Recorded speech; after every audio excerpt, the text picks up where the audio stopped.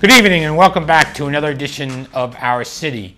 I want to thank Alonzo Jones and Oscar Ocasio who filled in for me during this election season while we're taping this show on Monday on the eve of the election. I'm coming back to start hosting the show now that the election season is over.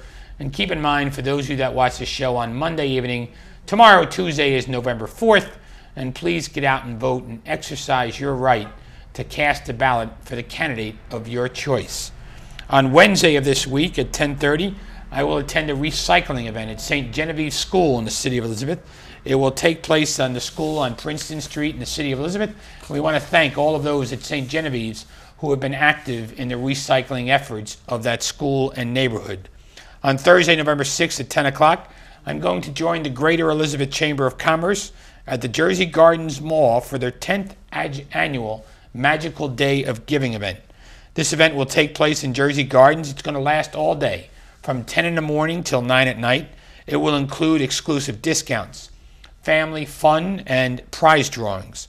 I'll also attend a special tree lighting ceremony, which will feature musical performances and, naturally, a visit from Santa. Tickets for the Magical Day of Giving are $5. Children under 12 are admitted free. And the event is sponsored by Pepsi, Courtyard Marriott in Elizabeth, Aldo Shoes, Slava's Snow Show, Richard Lucas Chevrolet, McGinley Building Services, CRS Facility Services, Dana Communications, and Mustang Painting. For more information, call 1-877-SAY-VALU, say value, 1-877-SAY value. On Friday, November 7th at 11 o'clock, I'll join the United Way of the Greater Union County and IBM Technology in its annual La Familia event. This event will take place in the Elizabeth Public Library located at 11 South Broad Street. Provide technology-based learning activities for Hispanic students and families. Topics will include computer basics, internet email, Microsoft Word, and Excel. For more information, call 908-353-7171. Later that evening at 6 o'clock, I'll join members of the San Cristobalense of New Jersey Association, as well as other Elizabeth residents, for a flag-raising ceremony outside of City Hall. The association fundraisers and donations will go to poverty-stricken areas in the Dominican Republic. For more information, please contact Ms. Johanny Cuevas at 342-9682. And afterwards, I'll join members of the Urban League of Union County in their annual Equal Opportunity Day dinner celebration. It will take place at the Newark Airport Marriott Hotel in Newark. This event will feature raffle tickets, entertainment, and dancing. Call 351-7200. And on Sunday, November 9th at 2 o'clock, I'll join members of the Jose Marti Monument Committee along with Councilman-at-Large Frank Cuesta in the relocation ceremony of the Jose Marti Monument, which will take place in Winfield Scott Park across from City Hall.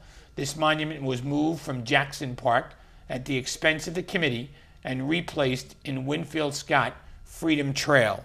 This event will honor the teachings and writings of Cuba's most well-known patriotic hero. For more information, call 355-0666. If you need any more information concerning these events or any other events, please call our Public Information Office at 820-4124. And for the first part of this evening's segment, I'm pleased to be joined by the Executive Director of Groundwork Elizabeth, Mr. Jonathan Phillips. Jonathan, welcome to the show.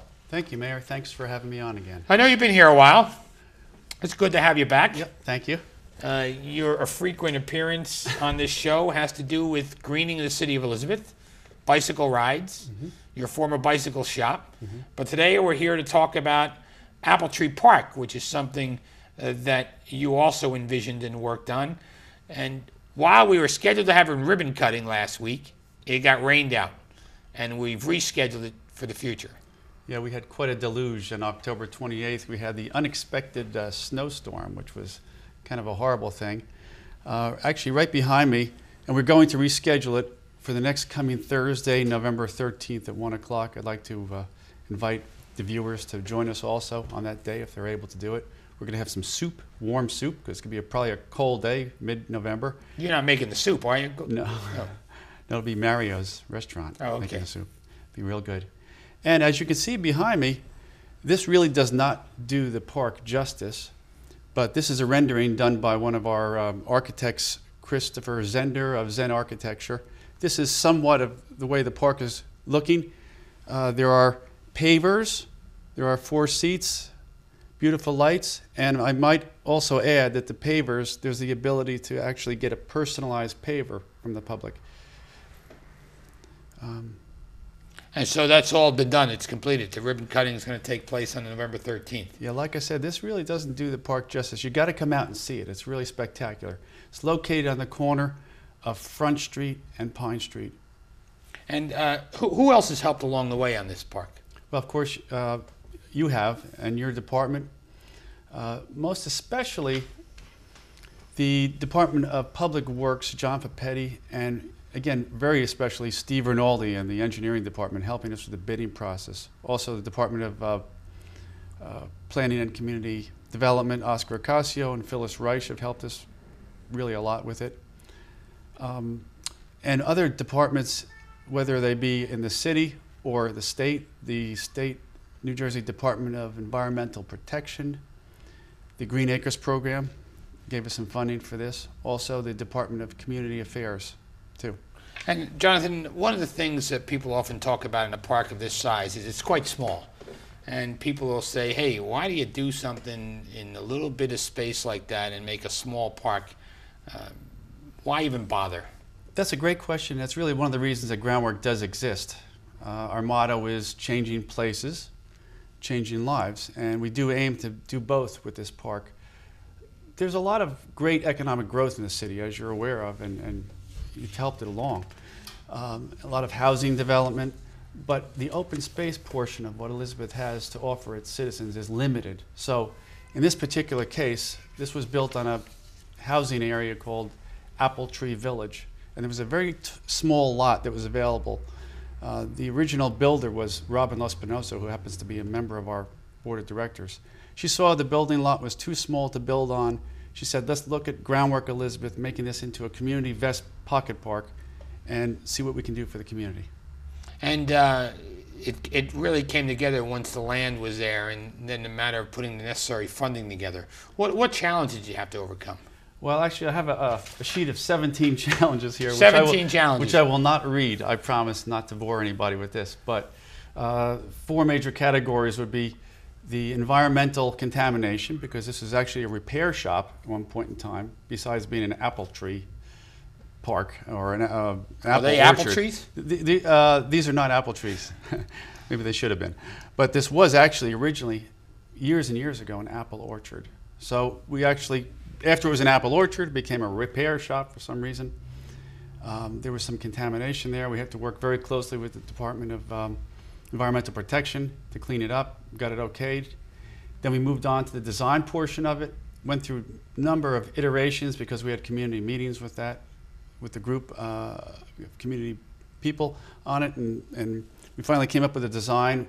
Victor Venegra, Greg Waga, and Christopher Zender all helped in the design of this. So that took a while to get through. Then we had to get through the legal ramifications because this is technically the city's property still, a little portion of it. We had to get a lease through the city. And then we had to go through the bidding process, and that was very difficult too because as it took a number of years to move forward, the price kept going up. So we're happy that actually somebody from the Department of Public Works, Mike Downey, actually helped us locate the contractor for this, and finally, after years and years of work, able to make it work.